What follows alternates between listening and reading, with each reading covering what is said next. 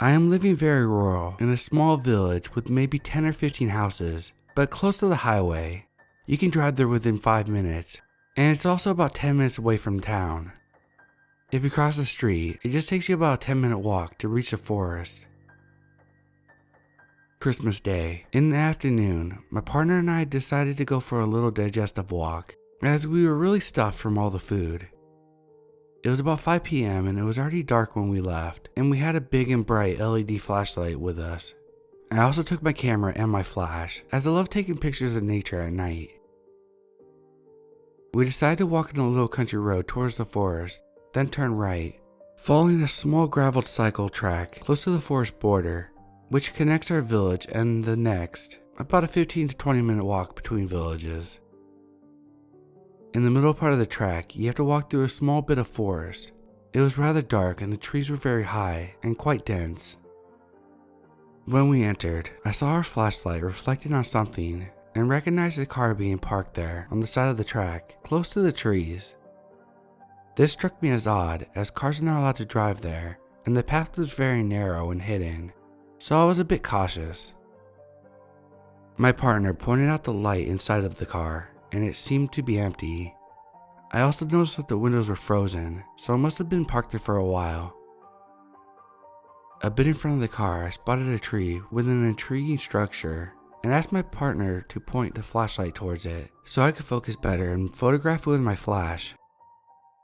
After I took a few images, my partner told me, there's someone standing behind us in the middle of the road. He's looking at us. Nobody was following us the whole way. I had been looking around and behind us occasionally because at this time of the evening and close to the border of the forest were a lot of boars sometimes, and it's mating season, so they're a bit more aggressive than usual. Indeed, there was a man standing behind us, staying out of our flashlight's reach. He wasn't saying anything, just standing there facing us. At first, I thought he might be startled, as it may seem a bit weird if someone's just standing there taking photos around your car. I decided to get up and confront him from a distance, explaining to him that I was just taking photos of the tree. He didn't react and just stood there.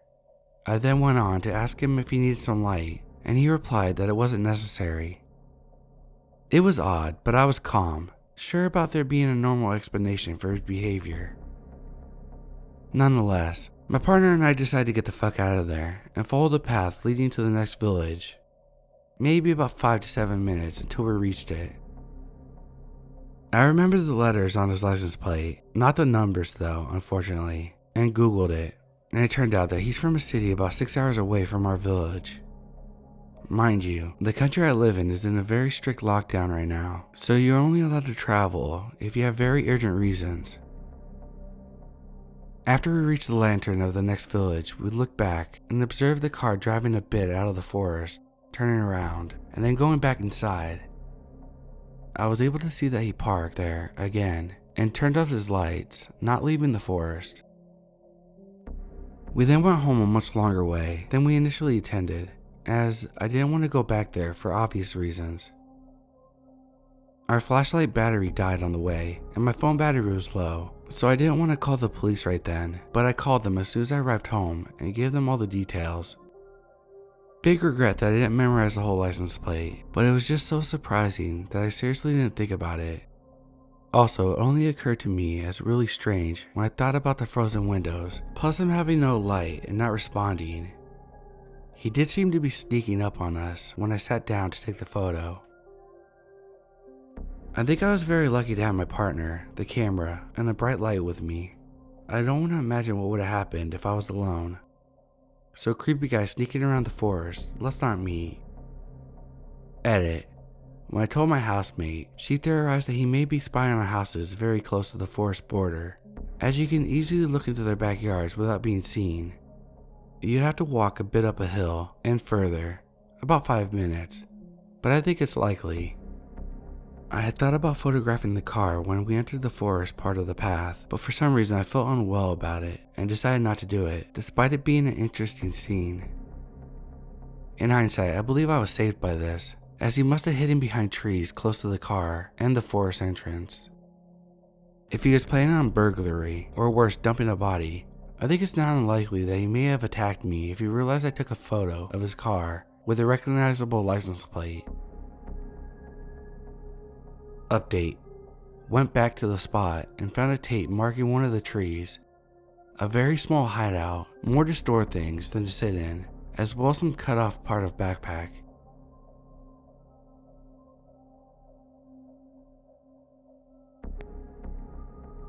This incident happened to me over the Christmas holidays, and it just occurred to me that the sheer insanity of it might make a good fit for this sub.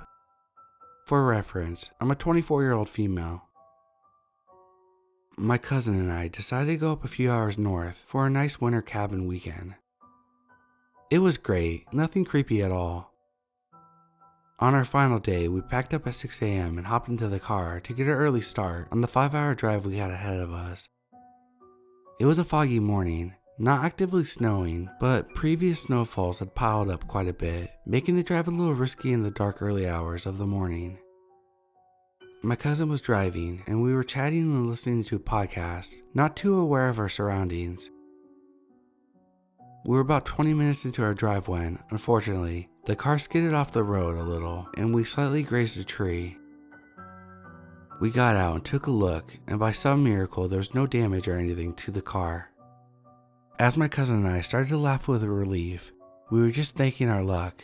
I shielded my eyes because some idiot with their crazy high beams coming behind us. So obnoxious, my cousin laughed, and started to open our door and step back in when the blinding headlight car honks and continues to keep at it as it approaches us.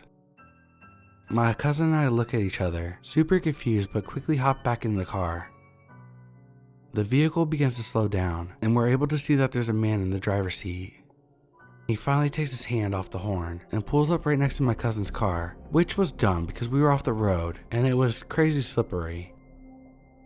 He rolls down his window and motions for my cousin and I to roll down ours. We figured it's fine since he's still inside his car and we're in ours. I know. Probably still a stupid move. Hey ladies, in a rush this morning? He laughs. Not really, just trying to get home. Can we help you with something? My cousin replied, totally stone cold poker face. Oh no, I just noticed you dropped something about 2 kilometers back. It fell out of your trunk. My cousin turned to look at me. Did you shut the trunk when we left? Yeah dude, obviously, I replied, and knowing the way that the car is shaped, we would have seen and definitely heard an open trunk. No thanks, sir. I think you might have us mixed up with someone, my cousin said, and immediately rolled up her window. This man gave off bad vibes. He starts blaring his horn again and motioning us to roll down the windows. My cousin rolls it down again and sees him holding up women's underwear and smiling. See? This look familiar? I can literally remember the exact tone with which he said it. No thanks, sir. You have a great day now. My cousin quickly rolled up her window again and floored it out of there, hopping back on the road, and thankfully, the man was either taken aback by it or just gave up because we didn't see him for the next hour or so. My cousin and I were both a little shaken up, but tried to laugh it off since we were safe and we hadn't seen his car following us or anything. About 2 hours into our trip, we get off an exit to fill up and grab some breakfast at Starbucks. My cousin and I mobile ordered, so we quickly ran in to grab our food and drinks. It had started snowing at this point, and while the sun had been up for a little bit, it was still foggy and gloomy, making it hard to see the surroundings. I ran in, and as I reached for our food, someone's arm reached over mine and grabbed a napkin, and I instantly flinched back. When I looked up, I truly almost shat myself. It was the fucking man. Despite him never getting out of his car, he did have his lights on, and we were able to get a clear view of his face. It was him, I was sure. Look at us, just old friends. He smiled at me. I immediately looked down, grabbed my food, and started walking out of the store. As I was leaving, I heard him talking to the barista saying, "See that beauty queen? That's my beauty queen." What the fuck? I almost had a tear in my eyes because I was so terrified. I power walked back to the car, almost tripping outside because I was so scared and not walking like a normal person. I hopped in and screamed, We need to get the fuck back on the road. He's inside the fucking Starbucks. My cousin started laughing, thinking I was pranking her, but she quickly realized that that was not the case when the man walked out of Starbucks a few seconds later with no drink or food in hand, walking straight towards our car, waving at us. My cousin quickly started to turn the car on when the man reached into his pocket. I generally thought that he would pull out a weapon, but instead he was holding up the underwear he had before. Thankfully, my cousin took no time in backing out and speeding back onto the highway. We both were freaking out at this point, not sure how we ended up at the same spot despite us not seeing him behind us at all.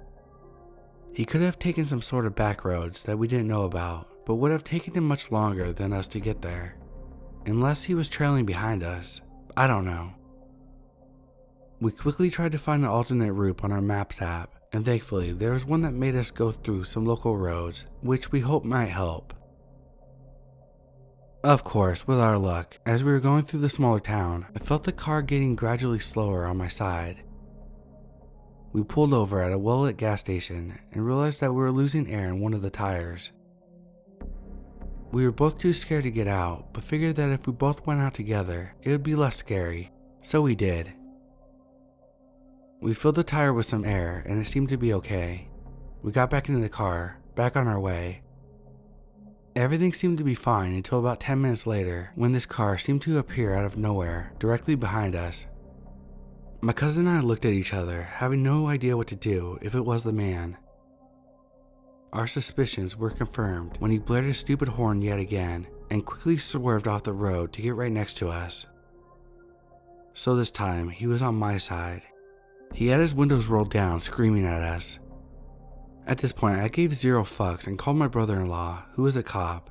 I know I should have called the police directly. It was a stupid move, but at the moment, I was still trying to justify this as not being that serious. My brother-in-law told us to drive directly to the nearest police station and to call them right away so they would be on alert. Literally as he's instructing me, the creep hit the brakes and just stopped on the side of the snowy icy road.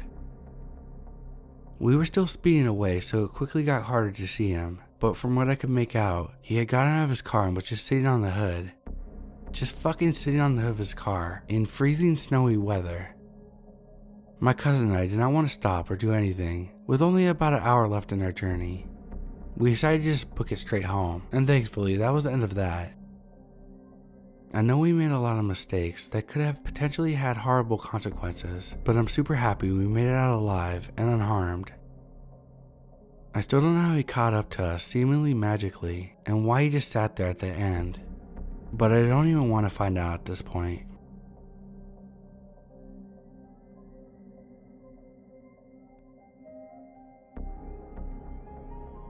The last half of 2017 was pretty exhausting.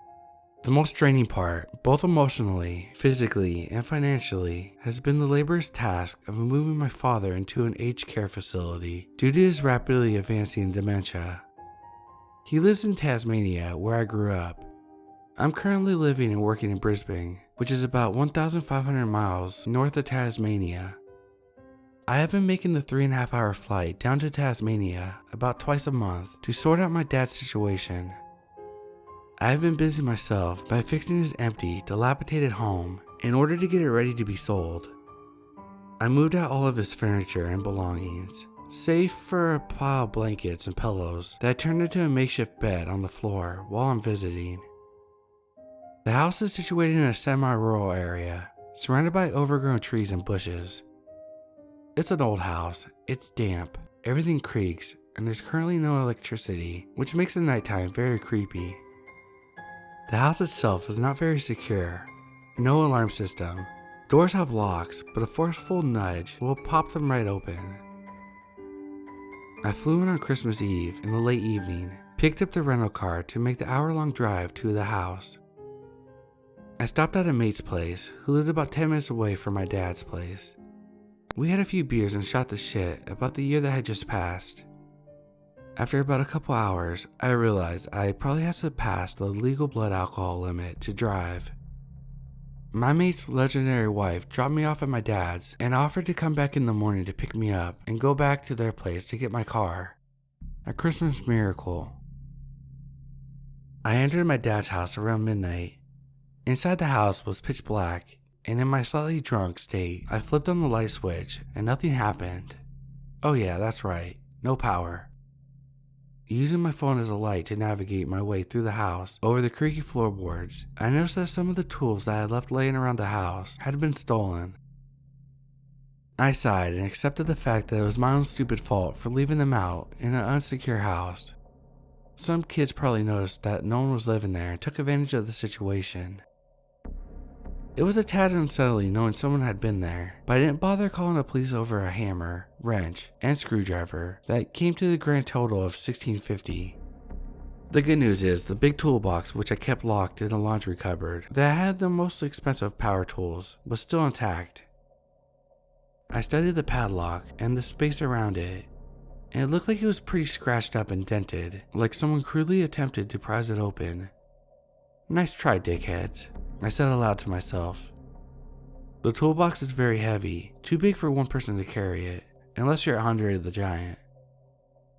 Exhausted, I went into one of the furniture-less bedrooms and made my makeshift bed out of the pillows and blankets.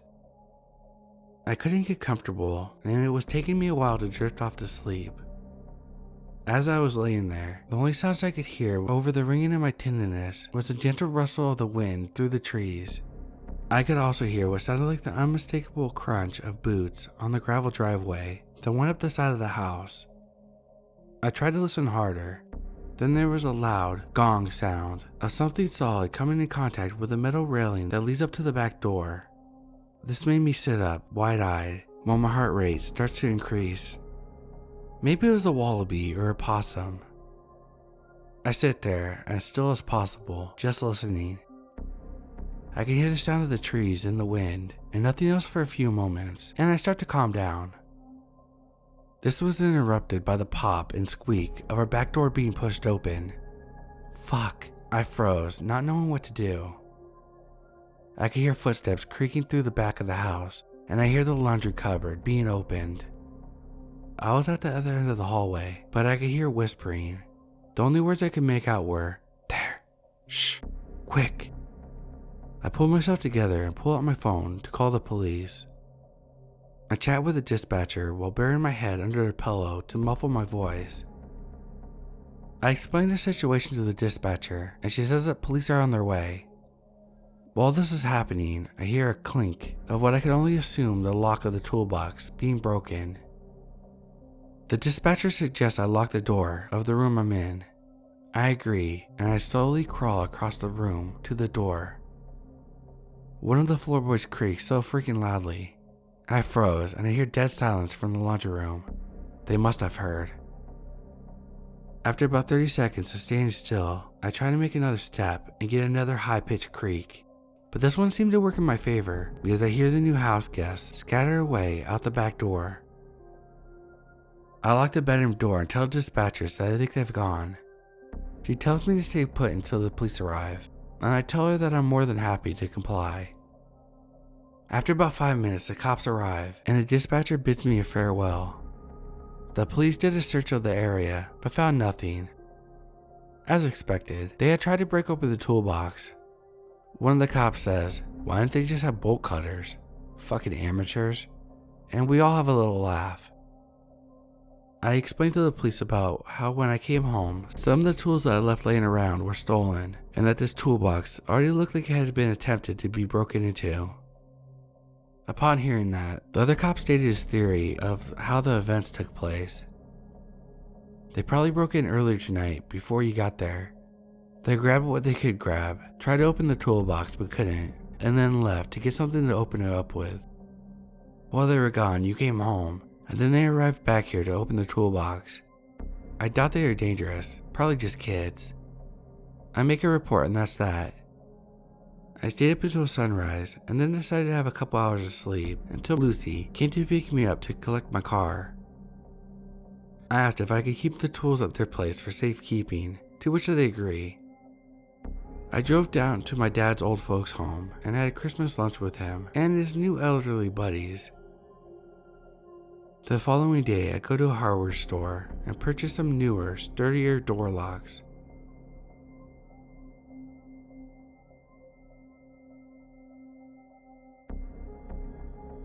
A few years back on Christmas Eve, my car wouldn't start, and I was at my boyfriend's place. It was very late. I had to get to my parents to wake up with my baby girls for Christmas. I decided to take the bus. I get off and have about a 10-minute walk to their house. I was wearing heels and it's cold. This is in Vegas and it's in the dead of night. No traffic and whatnot. But I'm about halfway there when this lady pulls up beside me and says, "Merry Christmas, let me give you a ride. It's dangerous out here. It's cold. Come on, get in." Dumb lazy me says, "Okay." I open her passenger door and I see a pair of eyes hiding under clothes and garbage. I slammed the door and ran home to my parents. She followed me for a bit, but I had my cell phone out talking to my boyfriend. I'm so happy I didn't get in. I'm sure I would have been kidnapped.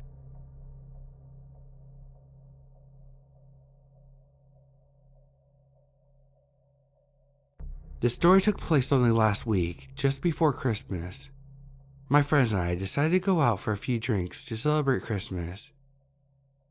It was an unusual night, a bit busier than normal nights, but a great atmosphere. We went to the usual bar that we go to that does craft beers, which we love. While we were there, my other college friend was there that I haven't seen in a while, so we were catching up with them. You know, the usual. How's work, family, etc. He suggested we go to a new bar across the street. We finished our drinks and went across to the new place, and it was amazing. The place was jam-packed, but it had a great welcoming atmosphere. So we managed to get a table, and when we ordered, I had to use the bathroom. While walking to the bathroom, I passed a black-haired girl who saw me and said hi while checking me out. I said hi back and proceeded to the bathroom. I returned back to the table, and my college friend says, "I have to go." We say our goodbyes and finish our drinks. My other friend suggests we go to this late night bar, so we all went there. The place was more quiet than usual, as it mainly had couples, but we stayed anyways and ordered drinks. A few hours passed when 3 girls came in, and they were at the bar ordering. They were very drunk, and who was with them? The black-haired girl from earlier. She saw me and smiled, and I just smiled back at her.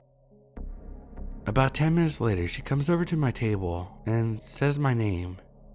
I just looked at her and then looked at my friends, which were also puzzled. What scared me the most is what she said next. She told me my address, hometown, who I was, and all my family. I was puzzled, so I asked if she knew me through one of my relations. She said, "No, I just know you." I had never seen her before in my life, just at the other bar earlier. She started talking to my friend. I then saw one of her friends look in horror and then walk over and grab the black-haired girl away from us.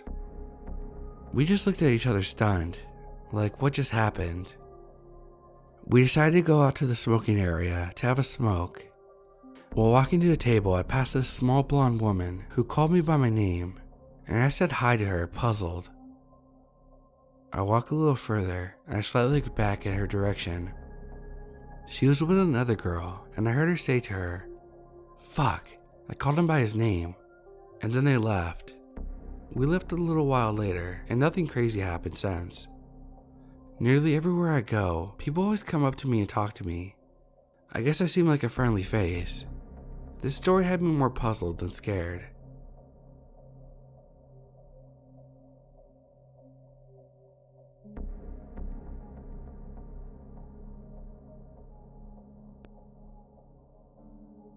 This is a bit of a long story. It also doesn't really directly involve a person, at least not one I can identify. So, I live in a different country from my family, and because of COVID, they were all in their respective homes over Christmas. As a result, opening gifts took all day, because everyone is in a different house, in a different time zone. It's fine, opening Christmas gifts does go on all day some years.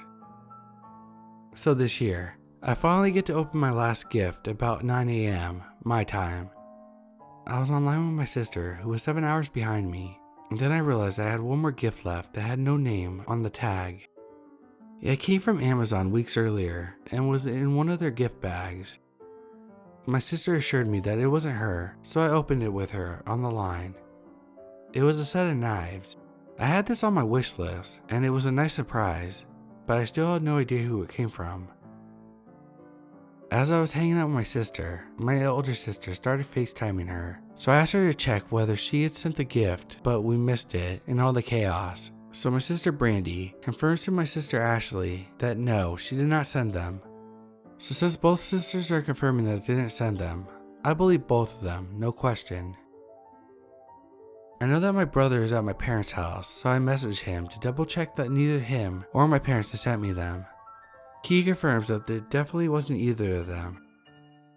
This basically leaves my significant other, a friend here in UK, and a friend in Canada.